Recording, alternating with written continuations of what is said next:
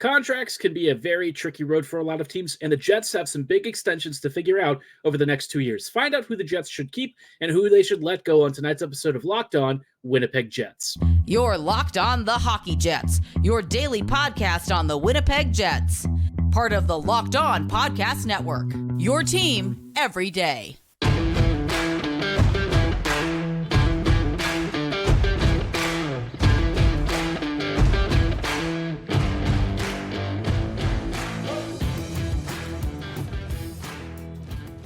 Good evening, friends, and welcome to tonight's episode of Locked On Winnipeg Jets, part of the Locked On Podcast Network, your team every day. I'm your host, Harrison Lee, an avid Winnipeg Jets fan and an online blogger. You can follow me on Twitter at HLivingLoco and at LO_Winnipeg Jets. Thanks for making Locked On Jets your first listen of the day every day. If you like what you're hearing, be sure to like, follow, and subscribe on all of your favorite podcasting platforms and YouTube. Doing so, of course, is always free of charge and ensures you never miss another episode. Most of all, though, we just love and appreciate your support. Tonight's episode is going to focus on some bigger questions about the Jets, their long-term future, and some major contract situations. And it's going to be a complicated one because I think a lot of fans right now are kind of in a honeymoon phase of a sort. But if we're being honest, right, we all know that the Jets still face some uphill battles when it comes to retaining and attracting talent. Now, thanks to a number of big recent extensions, that might be a little bit easier than usual. But of course, the Jets still have a couple of players that are due for extensions in the next 2 to 3 years. And a couple of them, I got to be honest, I'm not feeling as confident in their return as I'd expect, right? So let's talk about a particular trio of players that for some reason, Bones doesn't trust in late game situations as much. And in other instances, just doesn't really trust them much at all. We're going to focus, this particular thought process through the lens of how Nikolai Ehlers has been used and kind of talk about how that's also been reflected in Perfetti's usage and Vilardi's usage, right? Because these three players are among Winnipeg's most creative players and, in Perfetti's case, also one of our best defensive forwards in general. And they're also among Winnipeg's least utilized when the Jets have a lead, right? Winnipeg, the coaching staff, Wender Bonas definitely has a very clear vision of how he wants this team to be played. And sometimes I don't really agree with it, right? I think some of the players that he chooses to rely upon aren't actually as defensively reliable as he thinks they are. The idea of some of his favorite players is kind of just that, an idea. Now, there also is the reality that sometimes your top players are also going to dictate who they play with. And I think we've seen that with Scheifele and some of his line mate choices. But, it's coming at the expense of a couple of key contributors, right? And Ehlers is one of those guys that I think is, for me, a genuine flight risk. I think I may have alluded to it on the previous episode. But, you look at his contract rolling up in a couple of years, right? He is a free agent after the 2025 season. And if I'm Ehlers, I'm starting to wonder if my future in Winnipeg is really something I want to continue. And, a lot of people would say, oh, you're overreacting. This is reactionary. Why would you ever say something like that? Of course he's extending. But I really don't know if that's the case. If you're Nick's agent and you're looking at his deployment being in the middle six range, you're thinking about how that's probably capped some of his earnings potential going forward. And you're asking yourself, what team could I go, could I get my client to go to that's going to give him the minutes he deserves, give him a prime scoring role, and also pay him what he's worth? Well, it might not be the Jets. And I think in that scenario for Winnipeg, that'd be pretty bad.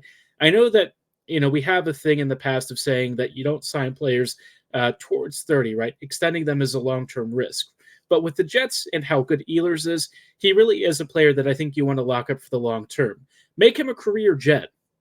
My concern, though, is that at the end of his contract, he's going to look at the options and try and test free agency. I just don't know that the Jets have given him enough to really make him stay. Being used as a third liner, consistently being demoted when the team is trying to defend a 1-goal lead, and all this stuff just doesn't make sense to me.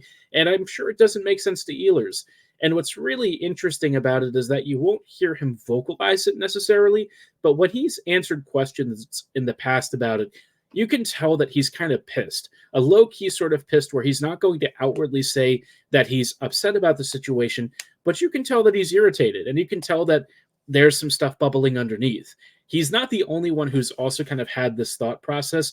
If you've heard some of the stuff about Perfetti towards the start of the season, Cole was kind of expecting a bigger role with the team. I think he was imagining that, he was going to get a prime scoring role, a chance to really stake his claim to the top six. And instead, the Lowry line has generally been the one that's gotten the second line minutes.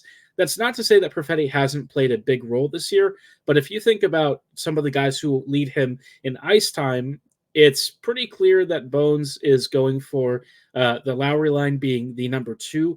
And until recently, the Perfetti line was the third line. Now, that's changed a bit since Monahan has come in, but Perfetti also gets benched or even demoted to the fourth or third line when the Jets are defending a lead. You've seen him at times not even come out for like entire stretches of the third period, which for the Jets really isn't acceptable. And I think, for Winnipeg, it's not great to give him this sort of evidence that he should perhaps only bridge on his next deal. I think he's the kind of guy that you really want to gamble on and extend long-term, but he right now doesn't really have an incentive to do that. He's going to have reduced earnings potential. He's going to have to kind of, I would say, bet on himself in this case, because I feel like with the Jets not really giving him the prime role right now, he doesn't have a lot of leverage to really go for big money. And so the Jets might offer him a long-term deal that's not really what he's worth, and he might not really be interested in that. And honestly, he might also be thinking about the longer-term future. Do I want to, lock up with a team that still hasn't given me the prime role yet? I don't know. That's debatable. Vilardi probably has similar thoughts. Does Gabriel want to stick around after the next couple of seasons? I don't know. I think the Jets really need to put him in a position where he feels like he's valued and like he's a top member of this team, and also give him that prime scoring role. That line that we had of 27, 55, 13 was one of the best the Jets have ever seen. And of course, as soon as Connor comes back, guess what they do? They break it up. So it's been a frustration for me the last few years, because Ehlers' situation is similar to what has happened to a lot of skill players with this team. And it's not like it's every single player, but it's enough to where it's noticeable. And it's going to hurt the Jets at some point, because, all we ever hear about is how hard it is for Winnipeg to attract and retain talent. So why give them a reason to leave? That is my big question. It's something that the front office is going to have to really think about and answer, because if any of these guys starts to consider walking, you don't really have a lot right now that immediately slots in to replace them. And I think the Jets are serious about contending, so they had better make sure that, guys like Ehlers, Perfetti, and Vilardi are in this for the long haul, and that they're ready to build around them, because, the future core is going to be here pretty soon, and the Jets could make some of these guys really big centerpieces of that next group. So we'll see how Winnipeg kind of goes from here. I hope that they make the right decisions. I hope that Bones, when he's ready to step aside and have a new coach step in, that he makes sure that the next guy is, open-minded and gives us really good deployments, because I think you need to give guys like Ehlers and Vilardi and Perfetti some real strong evidence that their next contract should still be with the Jets. Now, of course, there's another question that I think the Jets are going to face at some point, and they're probably not talking about it all that much, but it's what to do with Kyle Connor, right? His return to the lineup hasn't exactly been as promising as we'd hoped. We'll talk about what's gone wrong and whether it's a sign of something bigger or perhaps just a temporary blip and nothing to be concerned about. We'll talk about that in just a moment or two. Before we go any further, though, I did want to shout out our friends and partners at eBay Motors. Passion, drive, and patience, what brings home the winning trophy, is also what keeps your vehicle alive. eBay Motors has everything you need to maintain your vehicle and level it up to peak performance, from superchargers, roof racks, exhaust kits, LED headlights, and more. Whether you're into speed, power, or style, eBay Motors has you covered. With over 122 million parts for your number one ride or die, you'll always find exactly what you're looking for. And with eBay's Guaranteed Fit, your part is guaranteed to fit your ride every time, or your money back. With eBay Motors, you're burning rubber, not cash. With all the parts you need at the prices you want, it's easy to turn your car into the MVP and bring home that sweet, sweet victory. Keep your ride or die alive at ebaymotors.com. Eligible items only, exclusions apply. eBay's Guaranteed Fit is only available to U.S. customers. Greetings, Jets fans, and welcome back to this episode of Locked On Winnipeg Jets, part of the Locked On Podcast Network, your team every day. Everydayers, thank you so much for joining us on tonight's episode as we are talking about Winnipeg's longer-term plans and future, especially with respect to contracts. It's going to be a complicated situation going forward. The Jets have a number of major extensions to figure out, and one of the players that's going to be expiring a little bit more to the future in a couple of seasons rather than, after next year is Kyle Connor. And his contract situation is going to be really complicated, right? The Jets are looking at a guy who could be a 45 to 50 goal scorer, but somehow has not always hit those heights. And I think there are some very clear reasons why.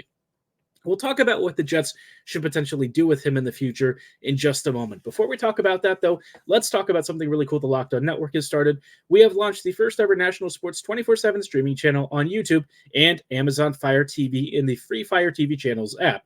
Locked On Sports Today is here for you 24/7, covering the top sports stories of the day with our local experts and our national shows covering every league. Find Locked On Sports Today available on the free Fire TV channels app and YouTube. Now, circling back to the Jets, right? I've just been talking about Kyle Connor, and, Kyle is a player that I do love watching to a point, but I think my love of watching Connor is when he's scoring.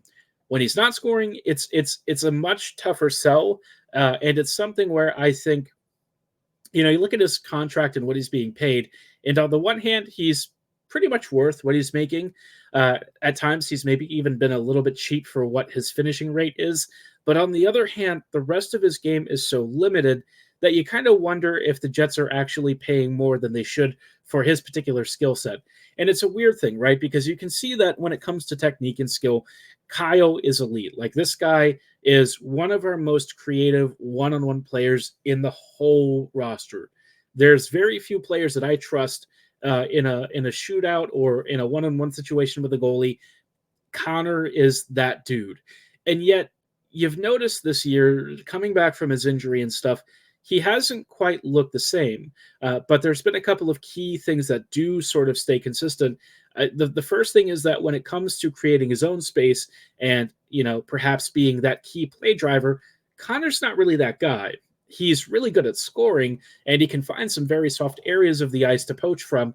But in terms of being, say, an Ehlers transition monster or a Scheifele multi-purpose, versatile scoring threat who can kind of do it all, Connor is less of either of those, right? Kyle is a very shoot first, ask questions later type, and I think he's really tried to make his game more versatile, and it's actually taking away from some of what he does best. I feel like there's been more hesitation in his game. I think he's tried to force more passes, and I just feel like it's taking away from the thing that he does best, which is just shooting the puck.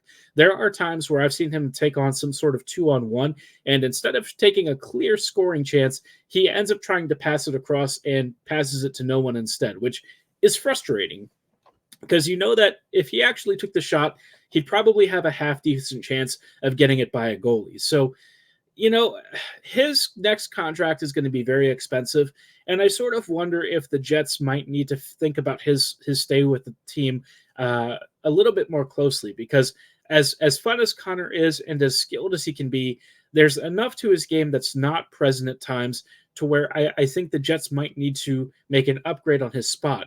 And that's weird to say about one of the top goal scorers for Winnipeg over the last several years. Look, he's not probably, going to get traded or anything.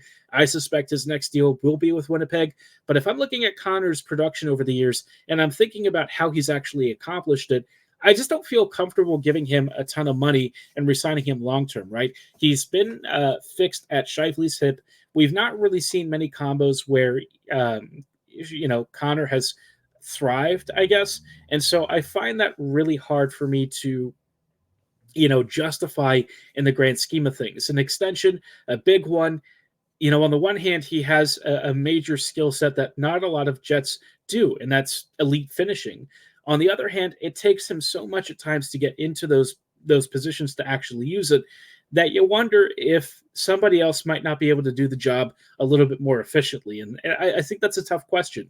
It also feels like coaching staffs often look at Connor and think about the idea of him as representing who he is rather than kind of taking a look at the reality of his play and evaluating him based on that. Because if they actually looked at what he did on a routine basis, he might not get as prime of a role as he currently enjoys. So it's a tough one, right?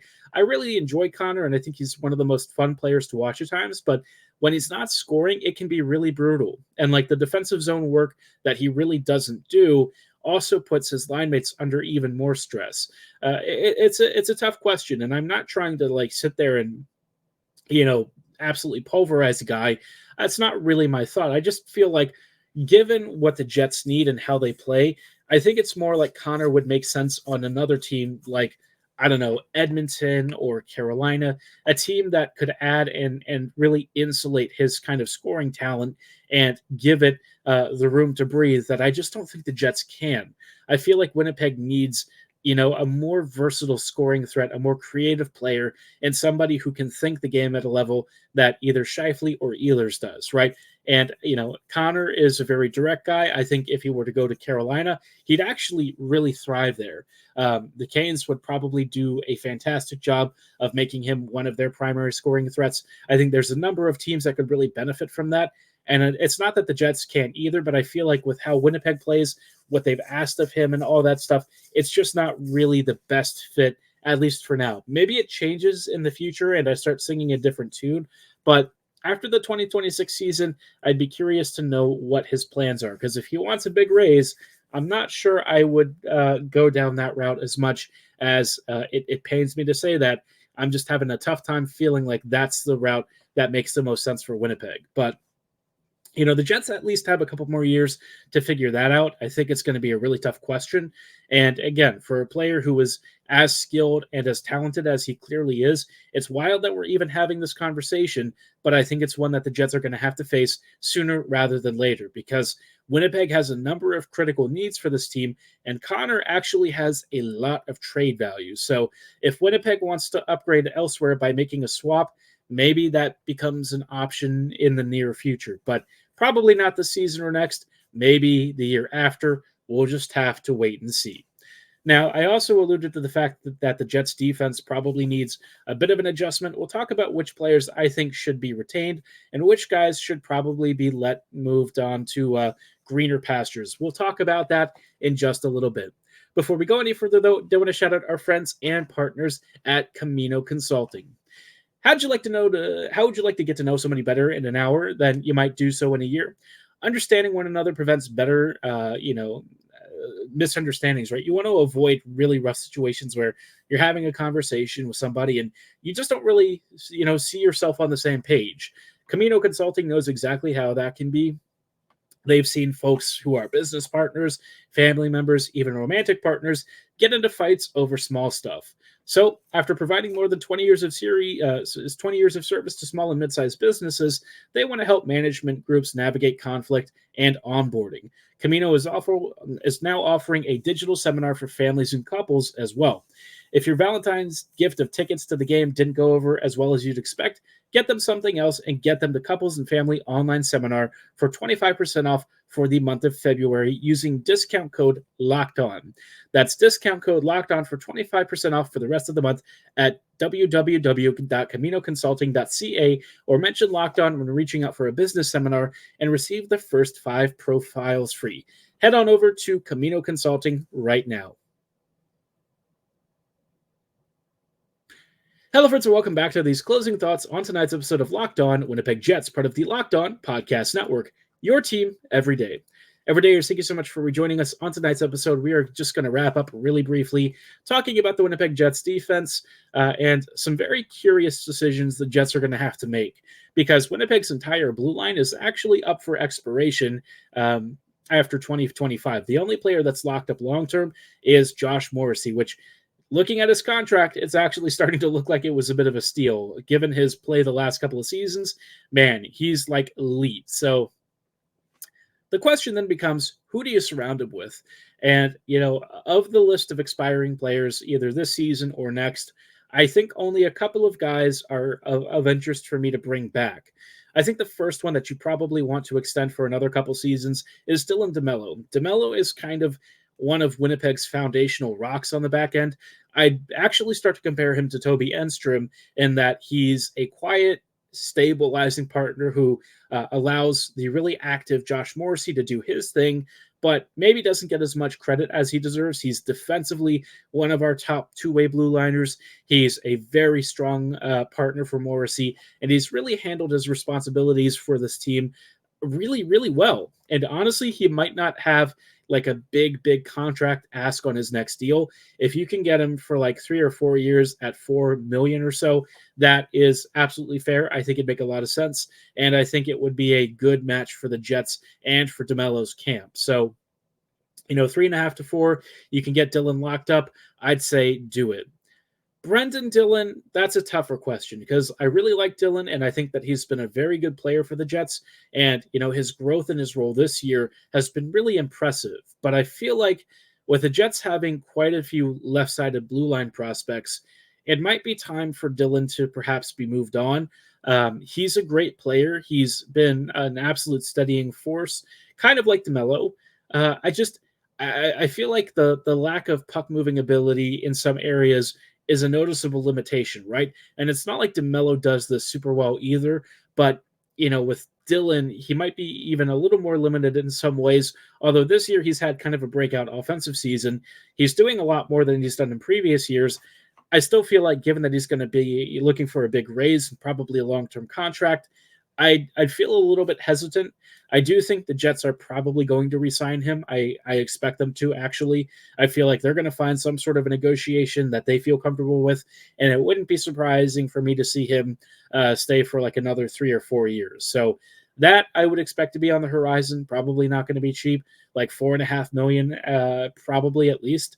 But maybe he surprises us. Maybe it's going to be not as bad as I'm expecting. If it starts to hit 5+, though, that's where I'm like, ooh, yeah, that's a little rough. With Nate Schmidt and Neil Pionk expiring after 2025, I think we all know both should probably be let go. Pionk's been a very accountable warrior on the back end, a player that's kind of a fan favorite in a lot of areas, but he's just too limited in what the Jets need. You can see those flashes of offensive talent. You can see at times he does some really good stuff, but the rest of his defensive lapses and the sort of chaotic nature of his decision-making can be a real tough one for the Jets to kind of work through. And it's hard to say that because, like, he knows it, right? When he makes a mistake, there's not many players who are harder on themselves than Pionk is. And like you can see that frustration really hit him hard. Like there was the one year, again, I always come back to it, but he called himself an embarrassment. And I felt like that was very harsh. I think he had a really rough season, but it is what it is, right? Pionk is a solid second pairing guy. I just feel like, he's going to want a big contract extension, and I might not be as inclined to do that. Schmidt, we all know, he's being paid a lot of money.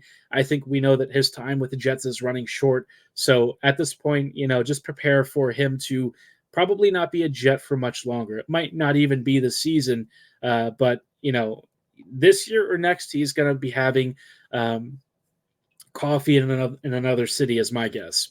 Now, with Sandberg and Stanley both expiring in the next year or so, Stanley is probably a decent trade chip. I think he'll probably get moved towards the trade deadline because, he's not really a player that's had, a prominent role this year. In previous years, not much of a prominent role either. And with Heinelet now starting to get healthy, the Jets need to make a spot for Ville to occupy. So let Stanley go and seek minutes elsewhere. Sandberg, though, you got to lock him up, man. Like this dude, next deal, make sure that he's paid like he deserves to be. Make him one of your most relied upon top 4 defenders. Really, zero question. Lock it up, get it done. He is an absolute stud and somebody who I hope is a Jet for the rest of his career. He's been awesome. He's been one of our most successfully homegrown developed talents. And he's a fabulous back-end leader. I think he could become like an assistant captain at some point. Love Dillon and hope that he loves Winnipeg enough to stay long-term. Let me know, though, how you feel about some of these players. Which ones do you want the Jets to extend? Which ones are you more keen to see them bid farewell to? Drop your thoughts and comments below or at my social medias at HLivingLoco and at LO_Winnipeg Jets on Twitter. For tonight's episode, though, that is going to be all the time that we have. Tomorrow's episode, we'll have a recap of Winnipeg versus Vancouver. So stay tuned. Don't go anywhere. Be sure to like, follow, and subscribe. And as always, thank you for listening. Have a great night, and go Jets, go.